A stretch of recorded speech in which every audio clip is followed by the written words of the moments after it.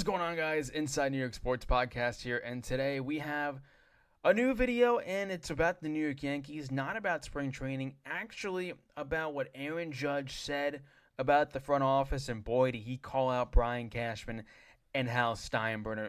Let's get right into it, but before we do, leave a like, subscribe to the channel. On the road to 400 subscribers. I appreciate you guys all. We are currently at 360, 40 more people to go. Tell all your friends about it, but let's get right into the video.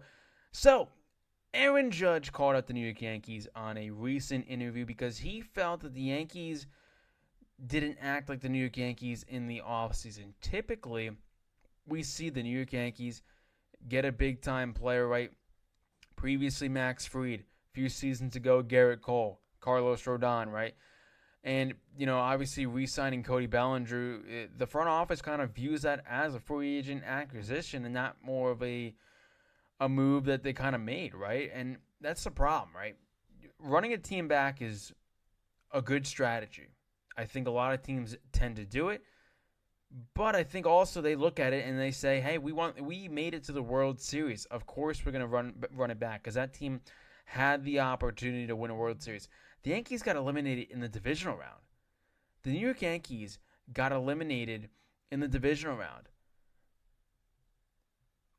Running the team back doesn't make a whole lot of sense because in that aspect, if the Yankees were to be in the World Series losing to the Dodgers in 5, 6, or 7 games, or even being swept, sure, I could understand the process.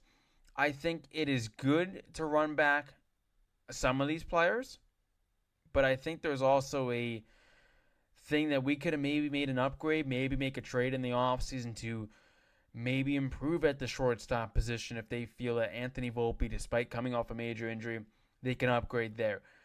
They could add a different type of outfielder. Maybe they don't want to, give the qualifying offer to Trent Grisham, and that was $22 million, and they go after a different center fielder. Maybe they bring back Harrison Bader on a cheaper contract, then bring in Trent Grisham. Also, if you do that, you wouldn't, be as lefty dependent because Harrison Bader is a right-handed hitter, plays great defense, can play all over the field, and even give you a good enough bat to be in the lineup.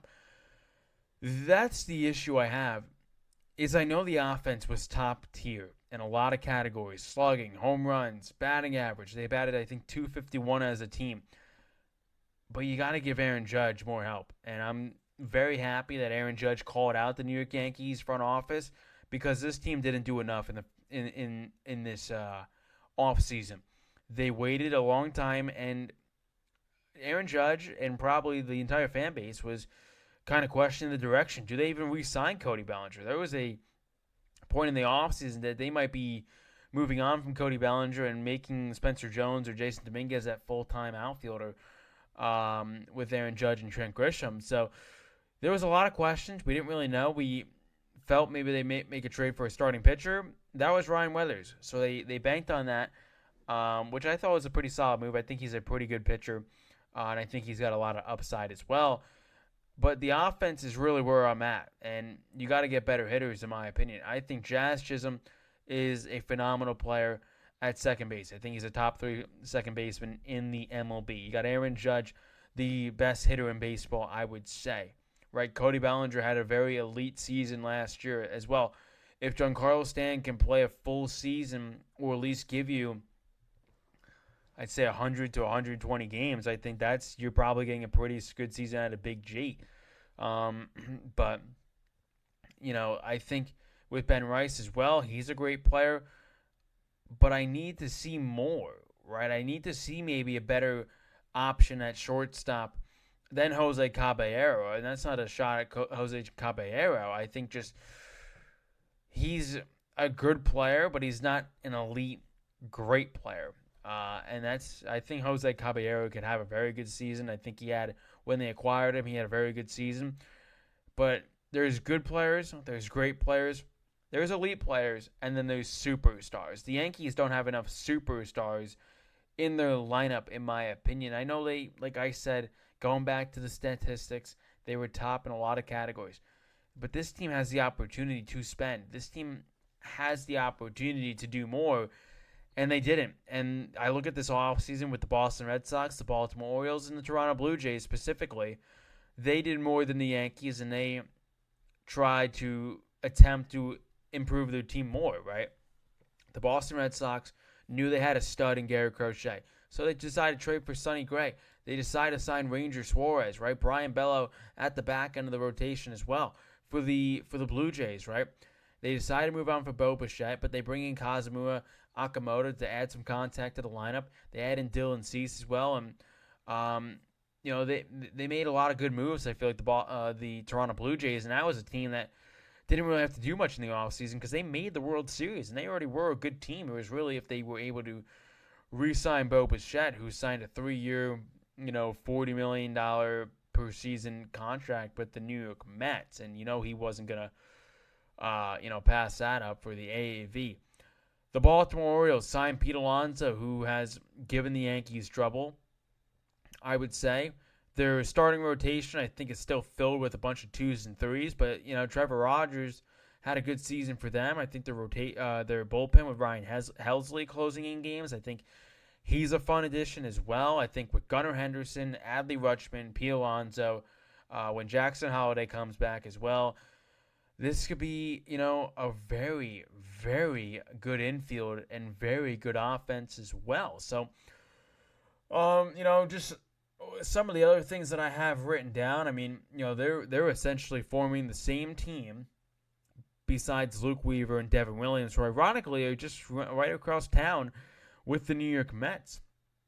But, the biggest thing that I love about Aaron Judge saying this is the guy's pissed. The guy is pissed off that he is hitting 50 home runs, batting .350 in the regular season, having 120 RBIs, and even having a good postseason as well last year specifically, and they fall short again. The Yankees need to make better acquisitions and take more risk. You got to take a risk in this game, and that's trading a top prospect like Spencer Jones. That's maybe parting ways with the top reliever prospect, the top starting pitcher prospect, a top hitting prospect to get an MLB ready who's already established. And that's the problem with the Yankees, is they're very prospect huggy. They love their prospects, but they don't play them anyway. So they just sit in AAA and AA, and they don't even play them. So it's like, why? I mean, I know you only have Aaron Judge for so many more years left. You only have Garrett Cole for so many years left. So they're worried about if they do end up shipping the farm for a superstar to pair with Aaron Judge, then their prospect pool and farm system is very thin. But, I don't mind that because you have money. You're a team that has money to spend and spend and spend. So, not having a great prospect pool isn't as bad because you have the resources to spend money. Other teams need to rely on prospects, like the Tampa Bay Rays, Miami Marlins, right? The Baltimore Orioles show that they could spend more, but previous years, they kind of more, lean prospect heavy, and we're gonna try and build our team through prospects and not spend as much. But now they're starting to spend more. But it's very interesting, for sure. Am I a fan of this lineup? 100%. I'm not dissing the lineup that much. I just feel like you look at some other teams, I still think the Yankees have a very solid lineup up and down the lineup, but you could be even more scary, I feel like, if you made a big-time move for a shortstop, for maybe a third baseman if you want to trade McMahon, outfielder, if you want to move off of Grisham and not give him that qualifying offer, you could have done that. Part of me really wanted Harrison Bader the more that I look at it. Right-handed hitter. But, it's how you compete against the AL East at the end of the day. Can the Yankees be a better team against the AL East? I already know they're going to wipe the Central. They're going to wipe the AL West as well. Not worried about that. But getting back to the 2024 season, what was the biggest indicator of that? It was Juan Soto. When Aaron Judge didn't have the postseason numbers or wasn't hitting, Juan Soto, who is a superstar, one of the best outfielders in baseball, had his back. Giancarlo Stanton had his back. Now, you have to rely on other guys. Cody Bellinger, Ben Rice, Stanton, and other guys. Chisholm as well. You got to get another superstar next to him. I think Cody Bellinger is great. I think he could be on that elite category as well. But then I feel like there's just another level to go. And that's like the Juan Sotos, the Fernando Tatis, the Aaron Judge, and other guys. There's a lot of good players out there. There really is. And, you know, you can build a trade, I think, with trading away some prospects as well. You know, like I said about taking risks, kind of wrap up this episode, the Yankees' time is dwindling. If they don't win the World Series next year, Aaron Judge has a great year, maybe wins another MVP, that's another year wasted. And then you keep sitting back and saying, we have Aaron Judge, that's good enough. Good enough doesn't cut it if you're getting bounced out of the division round. Good enough doesn't count if you're getting beat in the championship series. This team has to get to the World Series next year. They do. Because the fact that Aaron Judge says this now, I can only imagine what he says if they are an AL wild card exit, if they lose to Boston or they lose to the Blue Jays, the Astros, Rangers, Detroit, any of those teams, Seattle, those teams. If the Yankees if the Yankees don't make to the World Series next year, I think there's a real possibility that Aaron Judge is going to continue to question Brian Cashman. And I'm pretty sure also it came out that Judge advocated for Brian Cashman to make some moves. Aaron Judge wasn't quiet in the offseason. He didn't just leave it in the hands of Cashman and Howe. When you lose in the division round as the New York Yankees, you have to think something was up in the playoffs. And Aaron Judge is tired of losing of any series, divisional, championship, World Series. He wants to get back to the World Series for the first time since 2024, and he wants it to be a longer series and not lose in 5 games. I think if you make it to the World Series, you're probably getting a rematch against the Dodgers, unless a team decides to swoop in and defeat the Dodgers. That's who you're probably playing against. And the Dodgers' mindset is anything you can do, I can do better. Anything that you think you could do in free agency, we could do better. You want to sign Cody Bellinger? We'll sign Kyle Tucker.